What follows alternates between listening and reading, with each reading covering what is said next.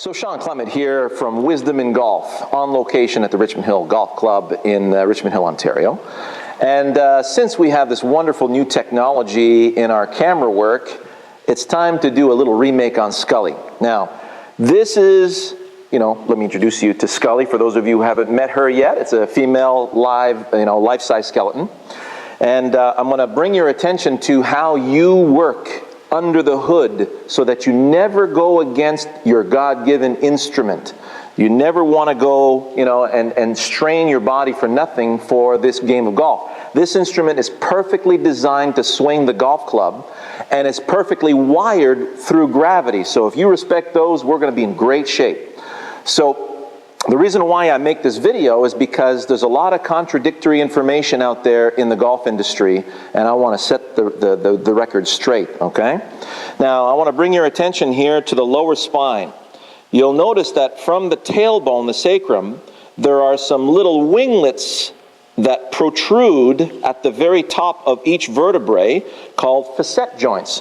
These are the joints that prevent the vertebrae on top from spinning out and cutting off your spinal cord, okay? That's a thing that we don't want to mess with at any cost.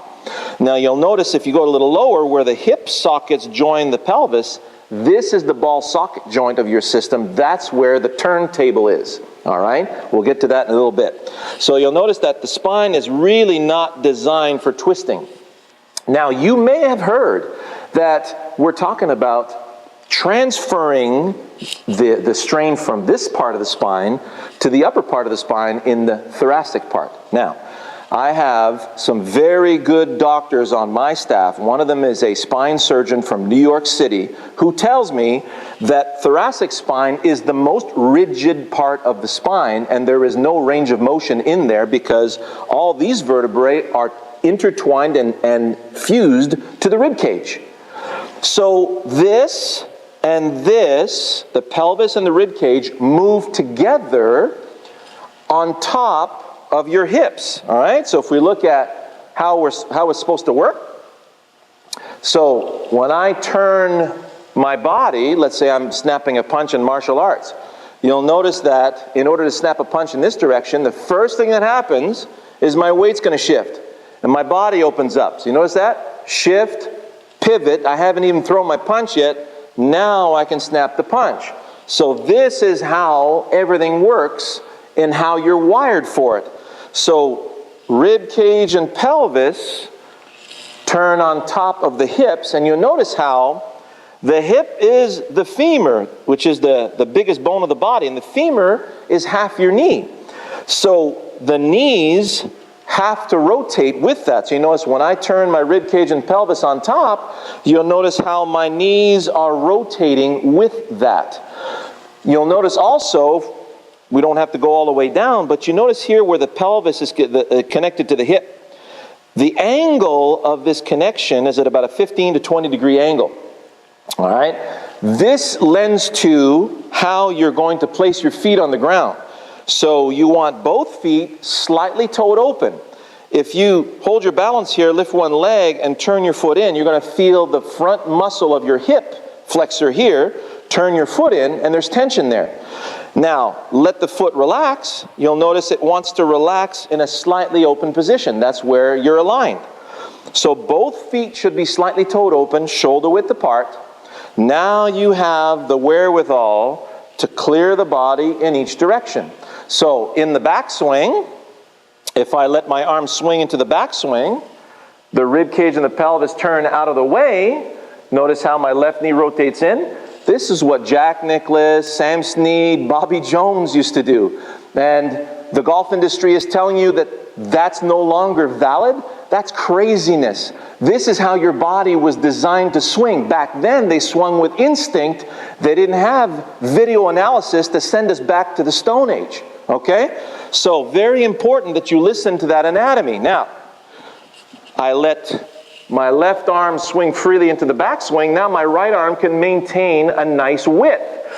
If I don't turn my rib cage, if I try to resist with my lower body and coil my upper body against that, now my left arm collapses into my body. My right arm starts to collapse behind me. Now my arms, when I turn, my arms are stuck behind me, all bunched up and collapsed. Versus, let the body pivot out of the way of the swinging of the arms. Okay? So if you go to my video entitled Arms and Body Timing, Stop Crashing, Top View of Swing, you're going to see exactly how that works.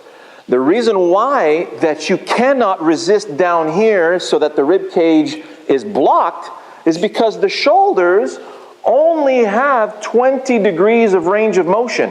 And when you take your grip, you're down to nothing. Just a little buffer zone. So the way the shoulder blades work right here, you've got your lats and your traps and your rhomboids tying this down to the rib cage on this side. And then on the front, the clavicle is strapped through your deltoids and your pecs on the front. So your shoulders have nowhere to go. They just sit on top of the rib cage. So when we talk about shoulder turn, we're not talking about how the shoulders are moving. They don't move. You're talking about a rib cage and pelvis turn. The shoulders are just simply riding on top of that rib cage and pelvis. So if you block this, your shoulders have no place to go. Your arms are going to collapse like an accordion right up against your chest. You're going to get some strain in your rotator cuff, not good. You're going to get some strain in your lower back and your upper back. I have some students that have rib issues when they first come and see me. My ribs are always sore when I play golf. Well, don't move the lower body and your ribs are going to get it. Okay? So I'm going to stop that video right there.